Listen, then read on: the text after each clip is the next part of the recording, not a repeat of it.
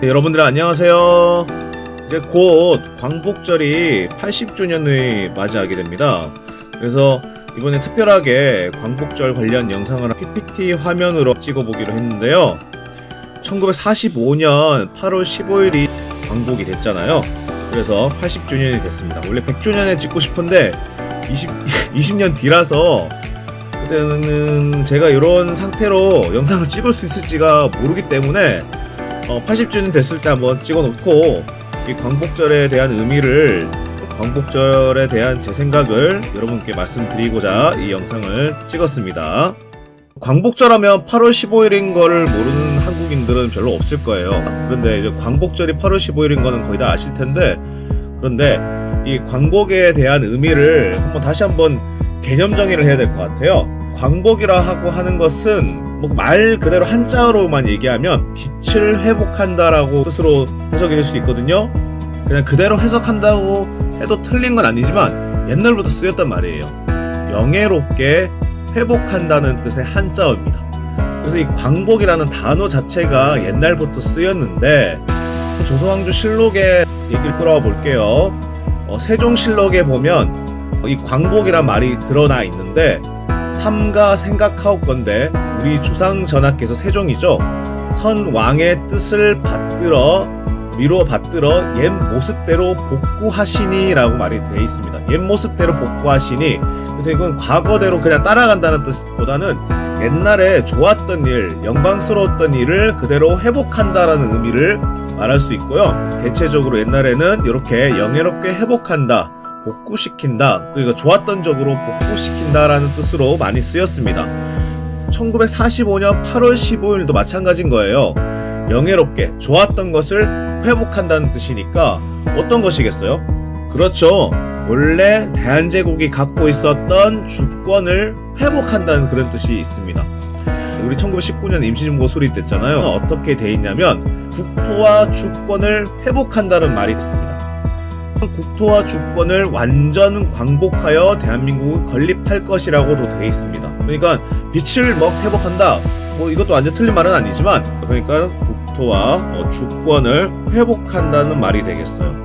자, 그런 의미로 받아들이시면 됩니다. 자, 그러면 광복절과 그 의미를 어떻게 새길 거냐면, 제가 또 교사잖아요. 그래서 교과서를 바탕으로 한번 살펴보겠습니다. 겁내지 마세요.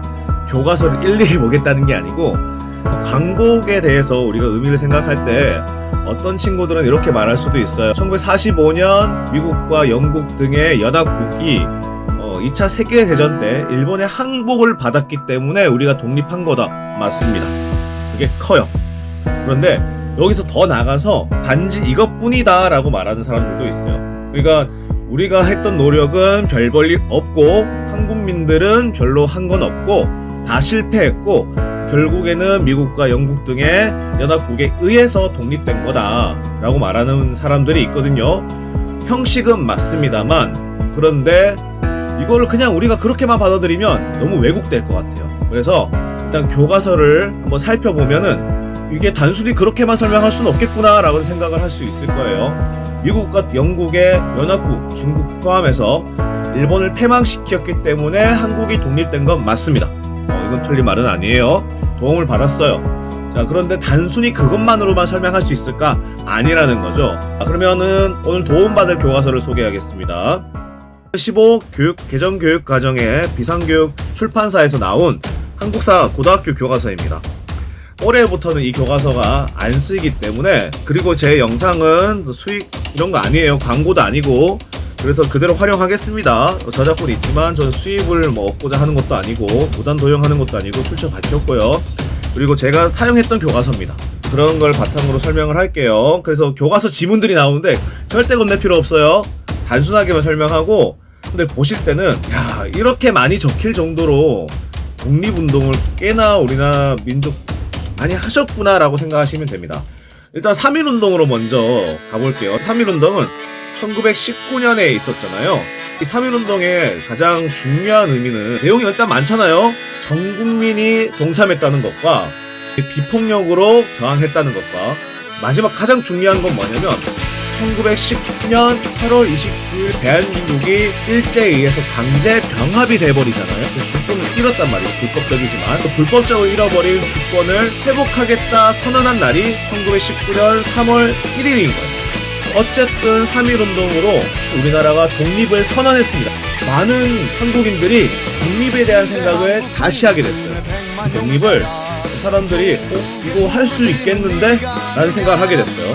자, 근데 어쨌든 이 3.1운동으로 독립선언을 했지만 실제적으로 독립이 되지 못했어요. 당시 일본이 1차 세계대전 때 연합국에 속하게 되면서 승전국이 됐단 말이에요. 승전국이. 그래서 우리나라가 당시에는 독립되지 못했지만 많은 사람들이 우리가 힘을 합쳐서 독립운동을 해나가야겠다는 의식을 갖게 됐습니다. 그런 의미가 이 교과서의 3.1운동의 의의에도 잘 나와 있습니다. 한번 관심 있는 분들은 이 영상을 멈추고 교과서를 한번 읽어보는 것도 추천드리겠습니다. 그래서 잘 보시면 봉화주의에 입각한 대한민국 임시정부가 수립됐다라는 말이 나와 있고요. 만주와 연해주에서는 무장독립군의 활동이 활발해졌고 많은 계층들이 참여하기 시작합니다. 민족운동에. 자, 그래서 어쨌든 독립선언을 했고 많은 사람들이 좀 단일 대우를 이루어서 하나의 단체로 독립운동을 해야겠다는 문제의식을 가지게 됐다고 했잖아요. 그래서 임시정부 수립이 요 무렵에 많이 추진됩니다. 바로 대한민국 임시정부죠. 우리나라의 최초의 실제로 실현이 된 거는 요때죠. 민주공화국이라고 선포하고 임시정부가 수립된 건 요때 처음이에요. 자, 그래서 여러가지 시행착오를 겪고 역할을 잘 못할 때도 있었지만 어쨌든 한국인들이 독립운동을 할 때 중추적인 역할을 하는 조직이 이때 결성됐다는 게 되게 중요하죠. 그 다음에 우리나라 헌법에도 나와 있듯이 이때 대한민국이 건립됐다고 생각하고 있습니다. 헌법에 그렇게 나와 있어요. 지금 헌법뿐만 아니라 재헌헌법이라 그래서 처음 만들어진 헌법에도 3.1운동 이후에 건립된 대한민국 임시정부를 계승한다는 표현이 있어요.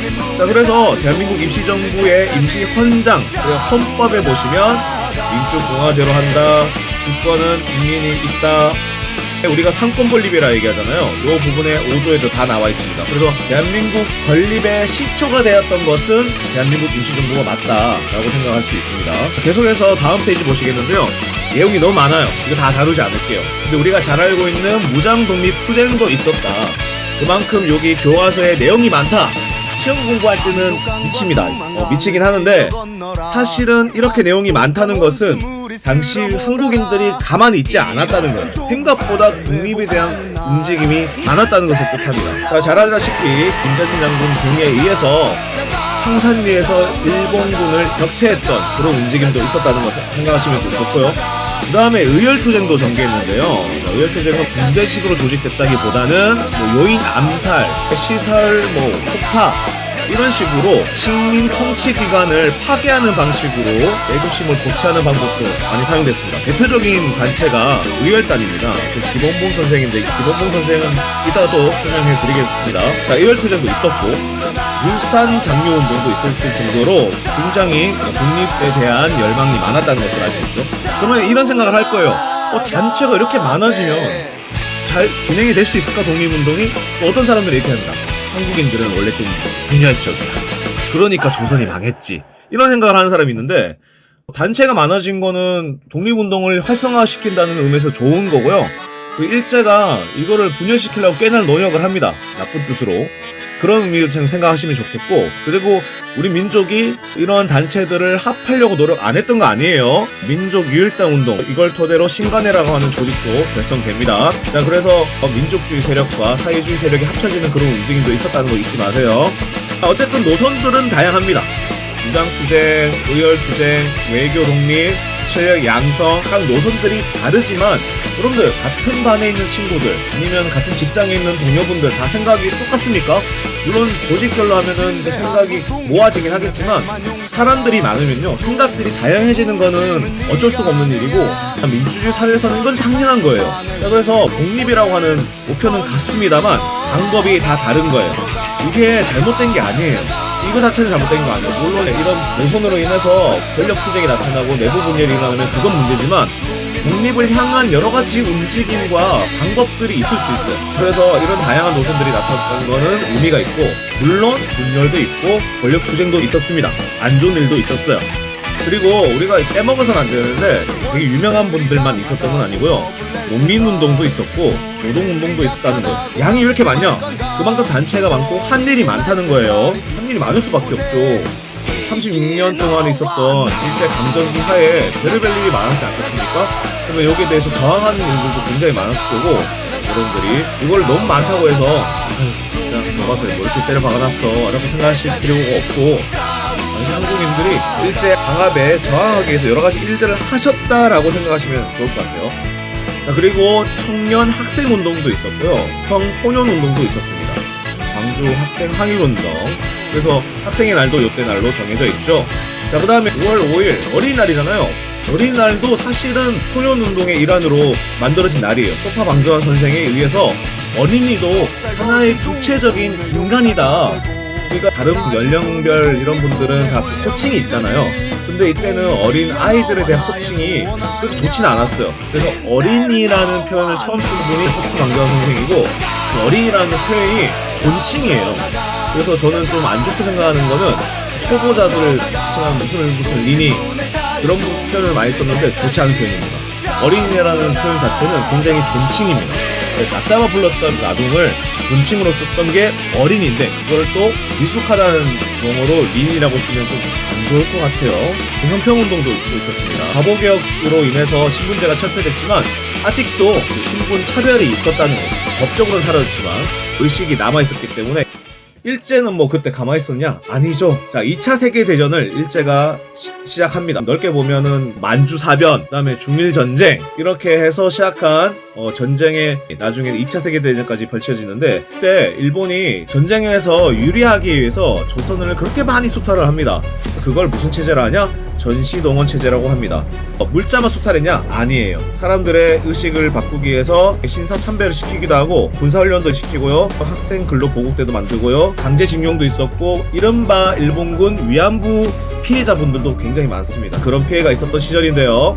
자, 보시면 태평양 전쟁으로 일제가 병창기지화 정책을 펼쳐서 한반도를 많이 수탈합니다. 자, 그래서 국가 총동원 체제도 벌이죠. 건설 현장에 동원되기도 하고 녹그릇 같은 거 다 공출합니다. 우리나라 제사나 차례 지낼 때 녹그릇 많이 썼는데 그것까지 금속이라 해서 다 가져가고 사기 그릇을 나눠줍니다. 그만큼 많이 한국인들의 경제 상황이 안 좋아졌다라는 얘기를 보고 있는 거고요. 그 다음에 의식을 바꿔버립니다. 그 전까지는 사실 일제가 한국인들을 같은 국민으로 보지 않았어요. 근데 전시 동원 체제가 되니까 의식을 바꿔버리려고 합니다. 이걸 한국 신민화 정책이라고 말하는데 신사 세우기도 하고, 자, 한국인의 성과 이름을 일본식으로 바꾸는 상시 개명도 이때 하죠. 자, 한국 학습 시간도 없애버리고 우리말 사용도 금지되고, 그때 소학교라고 불렸던 거를 한국 신민학교라고 하는 국민학교로 바꿉니다. 신문들도 폐간하고요. 굉장히 수탈과 강압 정책을 많이 펼쳤다, 이렇게 알 수 있습니다. 자, 그래서 피해 분들이 많아요. 징용과 징병, 일본군 위안부, 민간 배상 문제가 아직 해결이 완벽하게 안 됐습니다. 일본의 어떤 분들은 그만큼 사과를 하고 1965년에 한일 협정을 통해서 국교가 다시 재정상화 됐죠.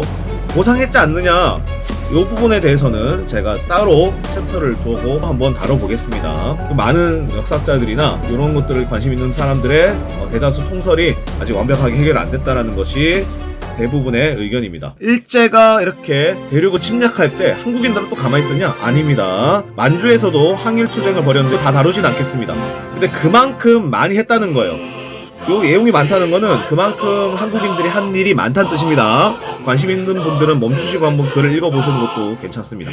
자, 그래서 당시에 독립군들이 얼마나 힘들었는지는 이 역사다각이 챕터에 나와 있는데, 우리 일행은 하루 100여리의 강행군을 계속하였다. 밤에는 화톡불을 지펴놓고 산짐승의 침입을 경계하면서, 자, 숲속에서 자는 고된 나날들이었다. 마른 풀잎과 낙엽 위에 모포 한 장씩 덮고 잠자리를 들었다. 더욱이 추운 겨울에 편히 쉬지도 못한 몸으로 깊은 밤이나 이른 새벽에 행군하게 되면 배가 고프고 다리 발바닥에 지독한 자극을 받았다. 자, 옆에 오른쪽에도 있는데 겨울인 것 같아요. 눈보라가 휘몰아치는 높은 산에서 산짐승과 더불어 1930년에 봄을 맞아 영해실조에 걸려 마치 움직이는 해골과 같은 보이는 이 사람들은 모두 손발이 동상에 걸렸다. 하지만 희망을 잃지 않죠.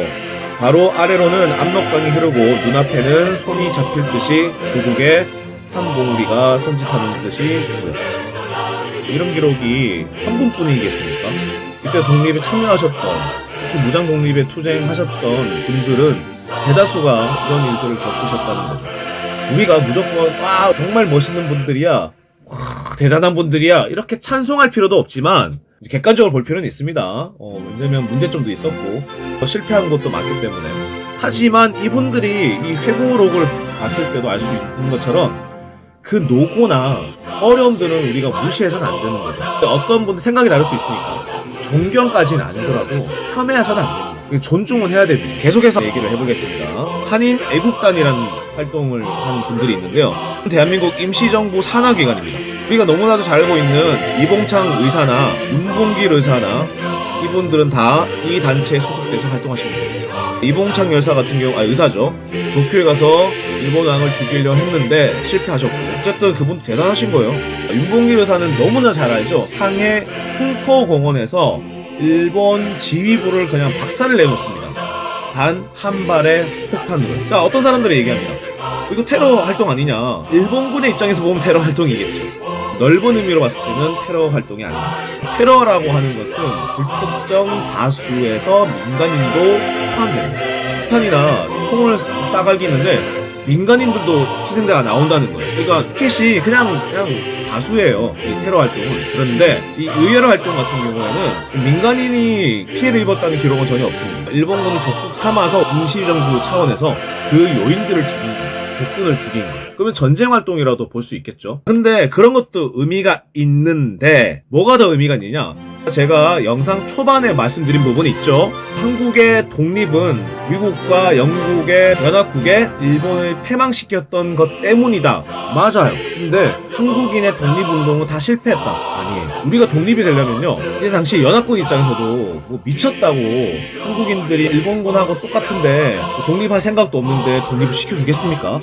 단순한 생각하면요, 물론 현실적인 부분도 있어요. 정치적인 부분도.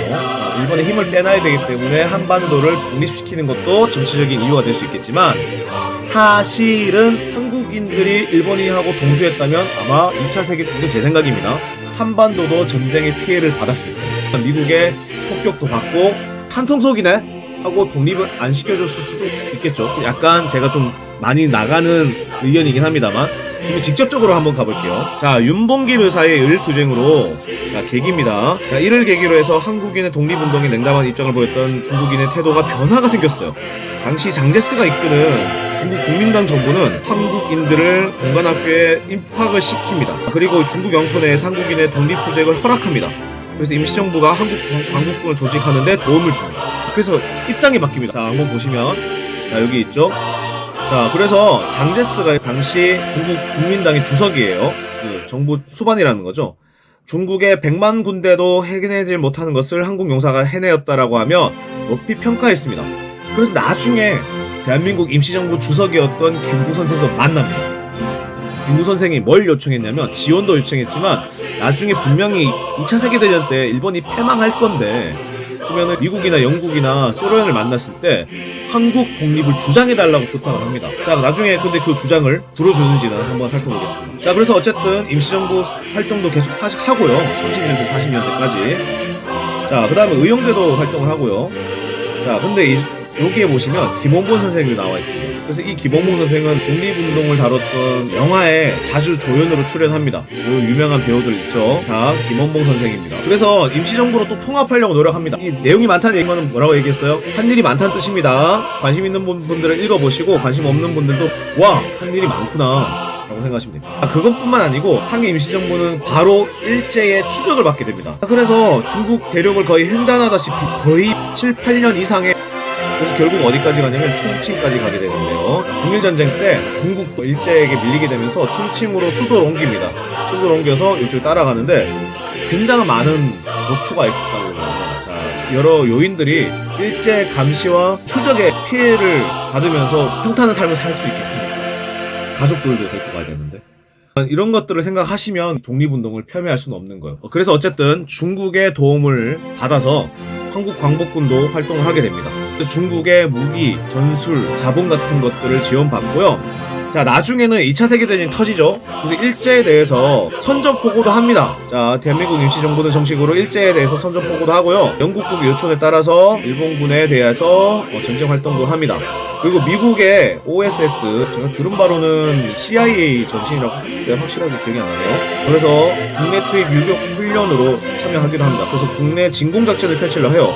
그러니까 우리나라가 직접적으로 전쟁에 참여해서 한반도를 수복해야지 나중에 별탈이 없다, 우리나라 독립을 주장하는데, 이런 생각이 임시정부에 있었던 것 같습니다. 그런데 1945년 8월 일본의 히로시마에 원폭이 터지면서 패망합니다. 그래서 일제가 연합국이 항복하면서 작전 계획을 실행하지 못한 것은 좀 뼈아프다고 생각할 수도 있겠죠. 그리고 국내에서도 건국 준비 활동을 합니다. 여운형 선생을 중심으로 해서 건국동맹운동도 있었고요. 그래서 실제로 이제 일본이 패망할 건데 국내에도 이제 정부를 수립하지 않겠냐라는 움직임이 있었던 거예요. 자, 계속해서 이제 그러면 이제 건국을 해야 되니까 우리나라 사람들이 이제 어떤 나라를 만들어갈까 그림도 그려야 되겠죠. 그래서 건국강령도 세웁니다. 자, 건국강령도 세우는데 대다수 이념이 민주주의입니다. 국민들에게 주권이 있다라고 하는 민주주의를 핵심 골자로 하는 건국강령을 세웁니다. 자, 그래서 이런 부분이 정식정부 수립할 때 영향을 줍니다. 이거 잘 생각하셔야 돼요. 자, 이제 결론으로 가고 있습니다. 한국인들의 독립운동 노력이 실제로 2차 세계대전 때 일제가 패망할 때 영향을 줬냐는 겁니다.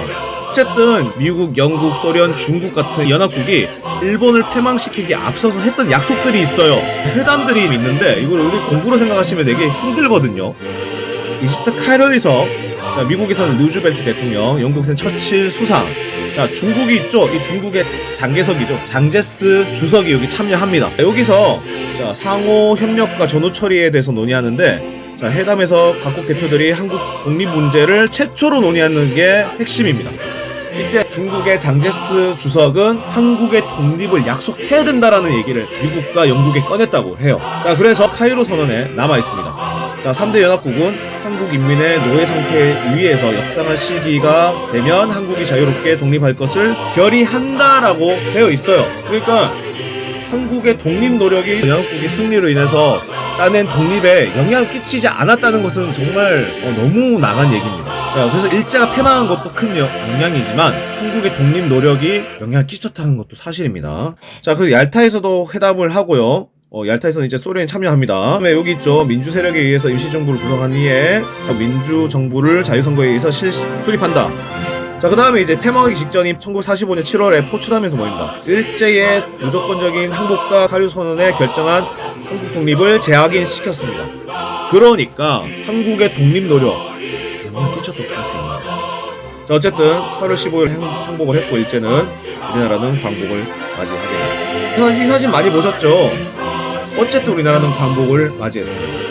1948년 7월 17일 날 제헌헌법을 만들고 정부를 수립했습니다. 제헌헌법에도 보면 그 전에 계속 3.1 운동 이후에 담았던 그런 내용들이 다 담겨져 있어요.